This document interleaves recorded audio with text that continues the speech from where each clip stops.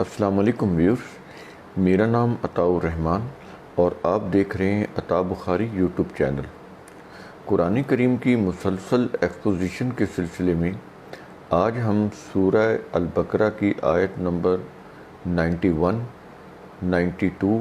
اور 93 یہ 3 آیات کو آپ کے سامنے رکھیں گے۔ ویڈیوز جب کرتے ہیں تو بھی آخری کو آیت رہ جائے اس کو ہم اگلے ویڈیوز میں کر لیتے ہیں، لیکن ویڈیوز کے اوپر جو نمبر دیے ہوتے ہیں وہ ٹھیک ہوتے ہیں۔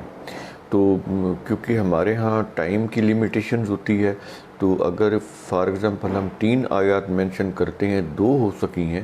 تو اگلی آیت کو ہم اگلے ویڈیو میں پیش کر دیتے ہیں اور اس کے اوپر اس کا نمبر بھی مینشن کر دیتے ہیں۔ تو اس لیے جب بھی ہم ویڈیو کریں تو کوئی آیت اگر آخری آیت رہ جائے تو وہ اگلے ویڈیوز میں ہوگی، اس کا نمبر دیا ہوتا ہے۔ تو آگے بڑھنے سے پہلے آپ میرا یوٹیوب چینل سبسکرائب کر لیں اور بیل آئیکن بھی پریس کر لیں۔ اب آیت نمبر 91 یہاں سے شروع ہو رہی ہے، جوز سے خطاب ہے اور کہا جا رہا ہے کہ وَإِذَا قِيلَ لَهُمْ آمِنُوا بِمَا أَنزَلَ اللَّهُ، ان سے کہا جا رہا ہے کہ اور جب ان سے کہا جاتا ہے کہ اس پر ایمان لاؤ جو اللہ نے نازل کیا ہے، یعنی اب بات ہو رہی ہے کہ یہ جوز نبی کریم صلی اللہ علیہ وسلم کے دور میں اور قرآن کا نزول شروع ہو گیا۔ اب ان سے یہ کہا جا رہا ہے کہ جو اللہ نے یہ نازل کیا ہے اس کے اوپر تم ایمان لاؤ، یعنی قرآن۔ تو اس کے جواب میں انہوں نے کیا کہا، قَالُوا نُؤْمِنُ بِمَا أُنزِلَ عَلَيْنَا، انہوں نے کہا کہ ہم اسی کے اوپر ایمان لاتے ہیں جو ہم پر اترا۔ وَيَكْفُرُونَ بِمَا وَرَاءَهُ، اور اس کے علاوہ جو بھی ہے ہم اس کا انکار کرتے ہیں۔ یعنی اس میں قرآن کریم کے متعلق انہوں نے کہا کہ اس کو ہم نہیں مانتے، ہم تو اسی کے اوپر ایمان لاتے ہیں، اسی کو مانتے ہیں جو ہمارے اوپر نازل ہوا۔ یہ ہمارے اوپر نازل ہونے سے مراد یہ ہے کہ جن کو وہ اپنا انبیاء تسلیم کرتے تھے ان کے اوپر جو نازل ہوا، کہتے ہیں ہم تو اس کو مانتے ہیں۔ تو یہ قرآن کریم تو اب نازل ہو رہا ہے، ہم اس کو نہیں مانتے، اس کے اوپر ہم ایمان لانے والے نہیں ہیں۔ وَيَكْفُرُونَ، اس کا تو ہم انکار کرتے ہیں، یعنی ان انبیاء کے اوپر جو پیچھے گزر چکے جن کو ہم مانتے ہیں ان کے اوپر جو نازل ہوا، ان کے علاوہ جو بھی ہے یہ قرآن بھی ہے، اس کو بھی ہم نہیں مانتے، اس کا ہم انکار کرتے ہیں۔ تو یہ چیز یہاں پر کہی جا رہی ہے، اور آگے اللہ تعالیٰ کیا کہہ رہا ہے، اس کا جواب کیا دے رہا ہے۔ کہتا ہے کہ اس سے متعلق تو تم نے تمام جو پیچھے وحی آئی وہ تو تم نے رد و بدل کر لیا، تمہارے احبار اور رہبان نے۔ اب اس وقت اللہ تعالیٰ نے حتمی فائنل جو آخری نبی کے اوپر جو خاتم النبیین ہیں محمد کریم صلی اللہ علیہ وسلم، ان کے اوپر جو کتاب نازل کی ہے القرآن، یہ جو القرآن ہے، کہتا ہے وَهُوَ الْحَقُّ، اب یہی حق ہے۔ یہ جو قرآن یہ جو وَهُوَ ہے نا، یہ قرآن کی طرف اشارہ ہے کہ یہی حق ہے، یہ جو کتاب ہے جو آخری نبی محمد صلی اللہ علیہ وسلم پر نازل ہو رہی ہے۔ تو اس کی خصوصیت کیا ہے؟ کہہ رہا ہے کہ مصدقا لما معہم، یہ چیز پیچھے بھی کہی جا رہی ہے، اب یہاں بھی کہہ رہا ہے۔ کہتا ہے کہ جس کو تم مانتے ہو، جو تمہارے جن انبیاء کو تم مانتے ہو اور ان کے اوپر نازل ہونے والی وحی کو مانتے ہو، اس میں بہت ساری جو اس ویلیو کی اس میں جو ویلیوز ہم نے بیان کی اپنی، اس میں جو اقدار بیان کیے، قانون اور ضابطے بیان کیے انسانی حیات سے متعلق، اس کے اندر جو وحی کے جو دعوے تھے کہ اگر تم اس طرح سے صحیح راستہ اختیار کرو گے تو تم فلاح پا جاؤ گے، اگر غلط راستہ اختیار کرو گے تو تم تباہی میں مبتلا ہو جاؤ گے، یہ جو وحی کے جو دعوے تھے اور اس کی جو قانون اور ضابطے تھے تمہاری زندگی سے متعلق، ان کو تم بھی، ان میں سے تو بہت ساری ایسی چیزیں ہیں تم بھی ان کو صحیح مانتے ہو، اور اب تک وہ تمہیں پتہ ہے کہ وہ اللہ کے ضابطے ہیں۔ کہتا ہے کہ یہ جو الحق ہے، یہ جو قرآن ہے، ان دعووں کو جو تمہارے انبیاء کے اوپر نازل ہو چکی پچھلے گزشتے انبیاء کے اوپر، ان دعووں کو بھی یہ سچ ثابت کرنے والی کتاب ہے۔ یہ نہیں ہے کہ یہ کوئی علیحدہ سے کوئی چیز آ گئی، وہی چیز ہے جو سابقہ انبیاء کے اوپر نازل ہوئی، اور اب یہ حتمی طور پر آخری کتاب کی شکل میں آخری نبی کے اوپر ہم نازل کر رہے ہیں، جس کے اندر وہ ضابطے بھی آ گئے جو گزشتہ انبیاء کے اوپر نازل ہوئے تھے، جن کو تم مانتے بھی ہو۔ تو یہ تو ان دعووں کو سچ ثابت کرنے والی کتاب ہے، قرآن کریم کی بات کر رہا ہے۔ تو اب کہہ رہا ہے کہ کل فالما تقتلون انبیاء اللہ من قبل ان کنتم مومنین۔ اب دیکھیں قرآن کریم ان کی بات کو کس طرح سے واضح کر رہا ہے، ان کا جو پیچھے جو کرتے چلے آ رہے تھے شروع سے، کس طرح سے قرآن کریم ان کو جتلا رہا ہے۔ کہہ رہا ہے کہ اگر تم مومن تھے تو پھر یہ کیوں کیا تم نے کہ فالما تقتلون انبیاء اللہ، کہ پھر تم نے اللہ کے انبیاء کو قتل کیوں کیا؟ یعنی اس سے پہلے یہ جو اب تم کہہ رہے ہو نا، اس قرآن یا اس نبی کے سے پہلے جتنے بھی انبیاء ہیں جن سے متعلق تم کہہ رہے ہو کہ وہ ہمارے انبیاء ہیں، ہم ان کے اوپر نازل ہونے والی وحی کو مانتے ہیں، تو پھر اگر تم ان کو مانتے تھے اور ان کو نبی مانتے تھے، ان کے اوپر نازل ہونے والی وحی کو مانتے تھے، تو اگر تم اتنے ہی ماننے میں سچے تھے تو پھر بتاؤ کہ تم نے پھر ان انبیاء کو قتل کیوں کیا، ان کو اذیتیں کیوں دیں، ان کے فرائض رسالت کی ادائیگی میں ان کے سامنے رکاوٹیں کیوں کھڑی کی؟ یہ کہہ رہا ہے قرآن کریم۔ تو اس سے یہ بتانا چاہ رہا ہے قرآن کریم کہ تم نے تم نے ان انبیاء کو بھی نہیں مانا، اور ان کے اوپر جو وحی نازل ہوئی اس کو بھی تم نے نہیں مانا۔ تو تم غلط بیانی سے کام لے رہے ہو کہ ہم تو صرف اسی کو مانتے ہیں جو ہمارے انبیاء پر نازل ہوئی جو وحی، تو تم تو اس کو بھی ایکچولی نہیں مانتے، جس طرح تم اب قرآن کو نہیں مان رہے، جس طرح اب تم آخری نبی محمد کریم صلی اللہ علیہ وسلم کو نہیں مان رہے، تو ایکچولی تم پیچھے جو انبیاء گزر چکے تم ان کو بھی نہیں مانتے تھے، اور ان کے اوپر جو وحی نازل ہوئی تم ان کو بھی نہیں مانتے تھے۔ تو یہاں پر یہ چیز واضح ہو گئی کہ جیوز کا بیہیویئر کیا تھا، وہ جو دعویٰ کرتے تھے اس کی سچائی کیا تھی، کہ ہم اسی کو مانیں گے جو ہمارے پیچھے جو انبیاء پر نازل ہوا، اس قرآن کو نہیں مانیں گے۔ تو یہاں پر یہ چیز واضح کر دی گئی تو کہ ایکچولی وہ ان انبیاء اور ان کے اوپر نازل ہونے والی وحی کو بھی نہیں مانتے تھے۔ تو ان کا یہ جو دعویٰ تھا کہ ہم ان کو مانتے ہیں اور یا اس وحی کو مانتے ہیں، تو یہ صحیح نہیں ہے، یہ اپنے دعوے میں سچے نہیں ہیں۔ اور آگے قرآن کریم یہ آیت نمبر 92 اس میں کیا کہہ رہا ہے؟ وَلَقَدْ جَاءَكُم مُوسَىٰ بِالْبَيِّنَاتِ۔ اب یہ دیکھیں، بینات کا ترجمہ واضح دلائل ہوتا ہے، اور دلائل کا تعلق وزڈم کے ساتھ ہوتا ہے، انٹلیکٹ کے ساتھ ہوتا ہے، لیکن دیکھیں بینات کا ترجمہ بھی معجزات کیا ہوا ہے۔ عام جو تراجم ہے نا یہ مذہبی، آپ دیکھیں گے کوئی کتاب موسٹلی آپ کو بینات کے نیچے ترجمہ معجزات کیا ہوگا، کہیں یہ آیات کا ترجمہ معجزات کر دیتے ہیں،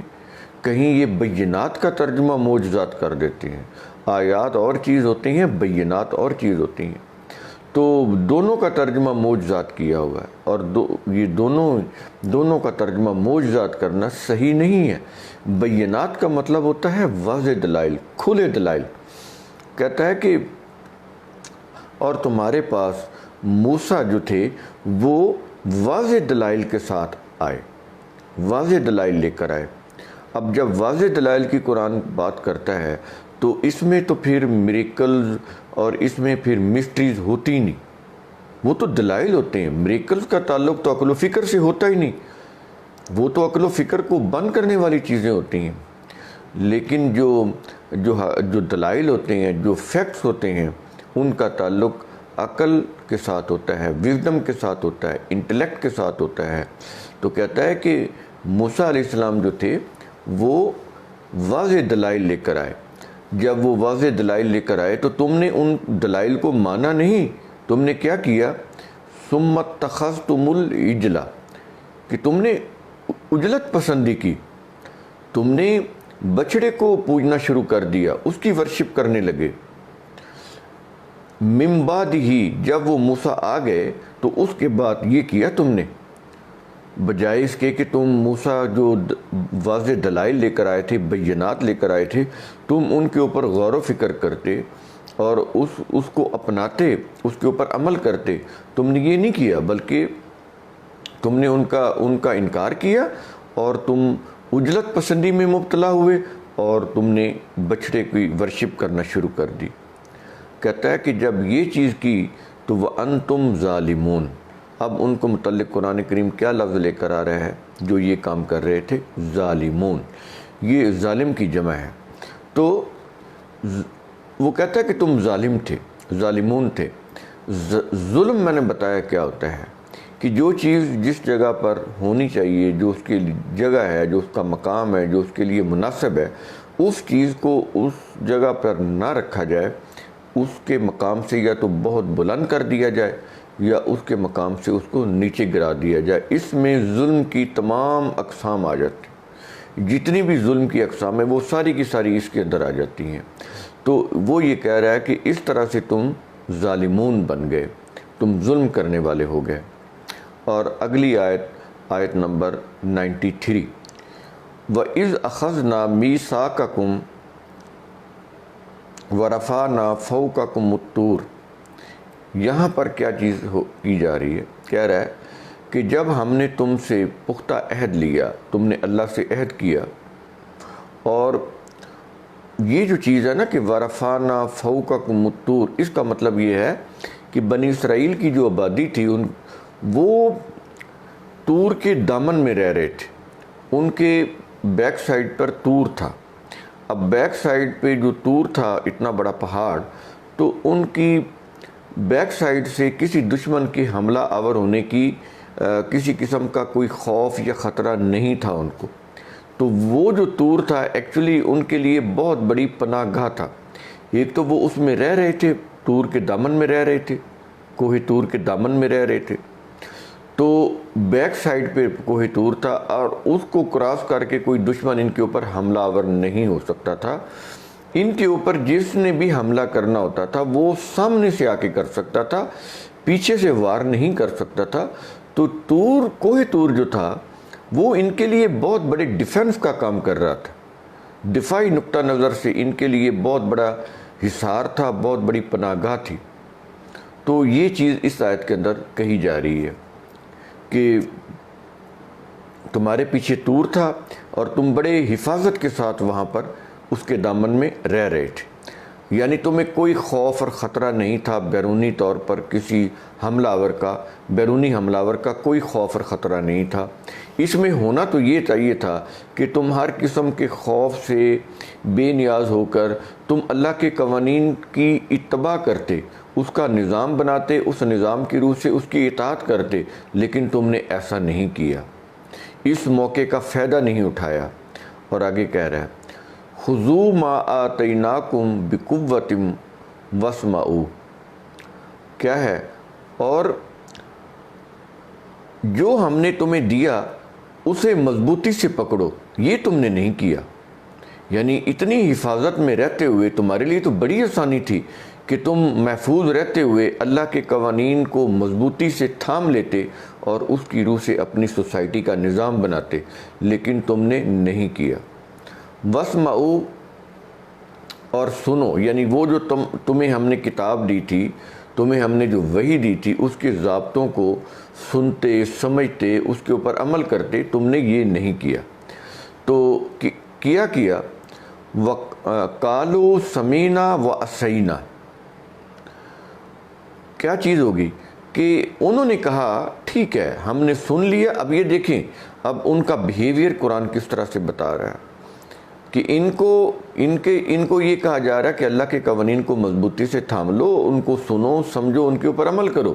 آگے سے وہ کیا، ان کا رویہ کیا ہے، جواب کیا ہے؟ کہتے قالوا سمینا، کہا کہ ہاں ہم نے سن لیا، وعصینا، اور ہم اس کو نہیں مانتے۔ سن لیا اور نہیں مانتے، ہم نہیں مانیں گے اس کو، سن لیا بس ٹھیک ہے، ہم اس کو نہیں مانتے، یہ ہے وہ اسینا، نافرمانی کی، ہم نے نافرمانی کرتے ہیں اس کی، انہوں نے نافرمانی کی۔ وَأُشْرِبُوا فِي قُلُوبِهِمُ الْعِجْلَ، ان کے دلوں کی گہرائی میں وہ جو بچھڑا تھا نا، وہ ان کی دلوں کی گہرائی میں اترا ہوا تھا۔ اب دلوں کے اندر شرک بسا ہو، قلب و دماغ کے اندر شرک گھسا ہو، اس نے اماجگاہ بنا رکھی ہو، اس کے اندر اللہ تعالیٰ کے قوانین، ضابطے، توحید کیسے اتر سکتی ہے؟ وہاں تو پہلے وہ تو تطہیر کا عمل ہی نہیں وہاں پر ہوا۔ تطہیر یہ ہوتی ہے کہ پہلے تو جو غیر قرآنی عقائد ہیں وہ نکالے جائیں اپنے دل و دماغ سے۔ اب یہ لوگ ہو جاتے ہیں مطہرون، اب جب قرآن کو سمجھیں گے تو وہ ان کو سمجھ بھی آئے گا، اس کے اوپر وہ عمل کرنے کے قابل بھی ہو جائیں گے۔ اب پہلے سے انہوں نے مشرکانہ عقائد اپنے ذہنوں کے اندر بسا رکھے ہیں، تو اس کے اندر پھر اللہ کا کلام، اس کا جو قانون وہ اندر راسخ ہوتا ہی نہیں، کیونکہ پہلے اندر شرک نے جگہ جما رکھی، اس کو پہلے نکالنا ہوتا ہے، اس کے بعد پھر جب اس کو نکالیں گے تو پھر وحی کی سمجھ آتی ہے۔ اگر آپ وہ دل کے اندر، دماغ کے اندر مشرکانہ عقائد ہیں، غیر قرآنی تصورات ہیں، تو پھر قرآن دماغ کے اندر، دل کے اندر نہیں جا سکتا، وہ سمجھ میں نہیں آ سکتا۔ اس چیز کی قرآن کریم اس طرح سے بات سمجھا رہا ہے، کہتے ہیں ان کے دلوں میں تو بچڑا اور اس کی جو ورشپ تھی وہ سمائی ہوئی تھی، ان کی دل کی گہرائیوں میں یہ چیز بسی ہوئی تھی۔ کیوں بسی ہوئی تھی؟ کہتا ہے بِکُفْرِہِمْ، اللہ کے قانون کے ساتھ کفر کرنے کی وجہ سے، اللہ کے قانون، اس کے ضابطوں سے انکار کرنے کی وجہ سے ان کے دلوں میں تو شرک بسا ہوا تھا، بچڑے کی ورشپ، اس کی محبت بسی ہوئی تھی، اس کے اندر اللہ کی وحی کے ضابطے اور قوانین کیسے آ سکتے تھے؟ یہ چیز کہہ رہا ہے، آگے کہہ رہا ہے کُلْ بِسْمَا یَأْمُرُکُمْ بِہِ ایمانکم ان کنتم مومنین، کہتا ہے کہ کہہ دو کہ تم ایماندار ہو، اگر تم ایماندار ہو، مومن ہو، تو پھر یہ چیز سمجھ لو کہ تم کس قسم کے مومن ہو، کہ تمہارا ایمان تو تمہیں بہت ہی برا حکم دے رہا ہے، تو پھر تم کس قسم کے مومن ہو؟ کہتا ہے کہ اگر تم یہ سمجھتے ہو نا کہ ان کنتم مومنین، اگر تم اپنے آپ کو مومن سمجھتے ہو، تو پھر جان لو کہ تمہارا ایمان جو ہے وہ تمہیں برائی کا حکم دے رہا ہے۔ اس کا مطلب ہے کہ یہ ایمان نہیں ہے جس کو تم ایمان کہہ رہے ہو۔ آئیے دیکھیں یہی حالت ہماری ہے کہ نہیں ہے؟ جن چیزوں کو ہم نے دین سمجھا ہوا ہے وہ تو قرآن میں ہے ہی نہیں، وہ کہاں پر ہے؟ مذہب کی کتابوں کے اندر، ان کو ہم نے دین بنایا ہوا ہے۔ تاریخ، فقہ، سیرت، مغازی، روایات، ان کی روح سے ہم نے اپنے معاشی، اپنے مذہبی سیاسی نظام بنائے ہوئے ہیں، اپنے مذہبی رسوم بنائے ہوئے ہیں، ان کے اوپر ہم چل رہے ہیں اور سمجھ رہے ہیں کہ ہم دین کے کام کر رہے ہیں۔ کوئی میلاد کی محفل کرا لی، کوئی محرم کی محفل کرا لی، ہے نہیں اس طرح سی چیزیں، تو یہ اس طرح کی کوئی ورشپ کر لی، کوئی تسبیح پڑھ لی، کوئی اللہ اللہ کر لیا، کوئی سبحان اللہ کی تسبیح پڑھ لی، سمجھا کہ جنت میں میرے درخت لگ رہے ہیں، وہاں پر حوریں بیٹھی ہیں، اور وہ اس طرح سے یہ چیزیں، تو یہ جتنی بھی چیزیں ہیں مذہب کی روح سے ہو رہی ہیں، تو ہم ان کو ایمان سمجھ رہے ہیں، دین سمجھ رہے ہیں۔ بات تو وہ بنی اسرائیل کی کر رہا ہے، لیکن ہمیں سمجھا رہا ہے، آج ہمیں سمجھا رہا ہے، اور ہمارے بعد قیامت تک کے لوگوں کو یہ سمجھاتا چلا جا رہا ہے، سمجھاتا چلا جائے گا۔ یہ اتنی پرفیکٹ ایگزامپلز ہیں بنی اسرائیل کی، جیوز کی، جو وہ ہمارے سامنے لا رہا ہے، یہ بدل ہی نہیں سکتی، کیونکہ یہ مثالیں، یہ تو ایک قسم کے قانون کی حیثیت رکھتی ہیں، قانون کو سمجھانے کے لیے، اللہ کے قانون کو سمجھانے کے لیے، اس کے ضابطوں کو سمجھانے کے لیے، تو یہ چلتی چلی جا رہی ہیں۔ آج بھی سمجھانے کے لیے مثال پیش کر رہا ہے قرآن کریم، قیامت تک یہ پیش کرتا چلا جائے گا۔ تو یہ چیز ہے، تو یہ صرف یہ نہیں ہے کہ بنی اسرائیل، یہ جیوز کی یہ قصے ہیں، بالکل نہیں، ان کی مثال دے کے بتا رہا ہے کہ جیسے وہ تباہ ہو گئے، تمہارے ساتھ بھی یہی معاملہ ہوگا، اللہ کی کسی سے کوئی رشتہ داری نہیں، جو بھی اللہ کے قانون سے کفر برتے گا، انکار کرے گا، اپنا مذہب، اپنی شریعت، اپنا مسلک اس کو نافذ کرے گا، اس کے اوپر چلے گا، اپنے مذہبی پیشواؤں کے فتووں کے اوپر، ان کی لکھی ہوئی شریعتوں کے اوپر چلے گا، عمل کرے گا، تو اس قوم کا یہی انجام ہوگا۔ تو یہ چیز ہے ان آیات کے اندر۔ تو آج کے ویڈیوز میں ہم نے سورہ البقرہ کی آیت نمبر 93 تک ہم آئے ہیں، تو باقی انشاءاللہ پھر اگلے ویڈیوز میں پیش کریں گے۔ تو میرے ویڈیوز کو لائک کریں، شیئر کریں، میرا یوٹیوب چینل آپ اسے سبسکرائب کریں۔ شکریہ۔